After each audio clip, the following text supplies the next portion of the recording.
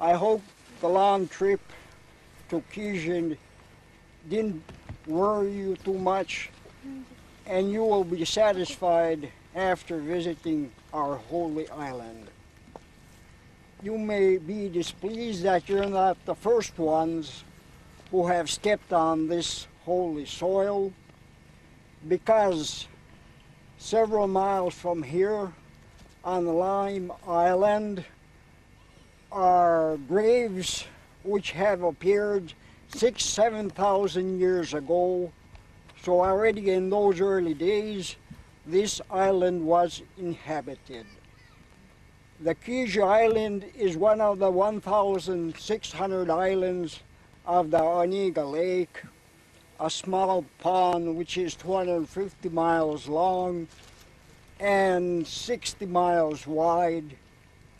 This small island stretches 6 kilometers from north to south and about 1 kilometer wide. It covers an area of 212 hectares. In the early days, there were 9 villages on this island with about 212 inhabitants. Several years ago, I considered that only 2 of the original inhabitants lived on this island. By today, they have passed away. A pity, where every one of us will be going someday. But at present, there are 2 villages which have been restored on this island. This island was the center, the religious center of a large area which included about 130 villages in the area about 60–70 miles, that is 80 and more kilometers. The question comes up, why did these churches appear just on this island? Well, originally there were other churches before these which burned down from the strike of a lightning. Well, before modern religious appeared here, during the pagan days, festivals were held on this island. Our forefathers worshipped their own gods, and when Christian religion appeared in this region in the 13th, 14th centuries, it was natural that this island, which was a center of the surrounding people before, was picked as the island for these main churches. The name Kижи, many think, come from the Karelian word kisat, which means games, festivals, which were held on this island, and when the people sacrificed what they thought needed for the gods in whom they believed.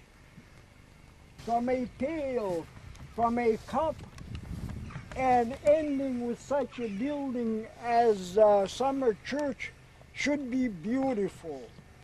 It should be durable, and it should be practicable. These 3 rules were kept in mind when making some of the simplest utensils or building such a church. Well, there was, according to the data which we have, about 50–60 carpenters took part in building this church. Well, who was the main boss, if I would use your word? Well, that is unknown, but there is a legend that was Master Nestor who headed the building group. And they say that after it was finished, he climbed on the highest cupola, threw his axe in the Onega Lake, and declared, There wasn't, there isn't, and won't never be a building so beautiful as this. If you look, when we look close, I will explain to you how it was kept right. Well, the thing is that inside of the church, we had a fair room. On the top there is is called the sky, the open sky with the icons. It had 16 icons, which were very large. And it has iconostasis, which had 102 icons. Well, during World War II, this island also, as a large part of Karelia, was occupied by the Finns. And the remnants of those days is this grave which we have here. Here, 5 partisans who fell dead about 3 miles from here, higher than today, when we need the safest and maybe different signalization against somebody uninvited or have complicated locks on the doors. In those days, they didn't need those such things. So that's a little bit sign which way we are going to. I hope you haven't such a case in the States. Is that a child's walker? Yes, that's a walker, yes, you're right. That's a walker, so it's...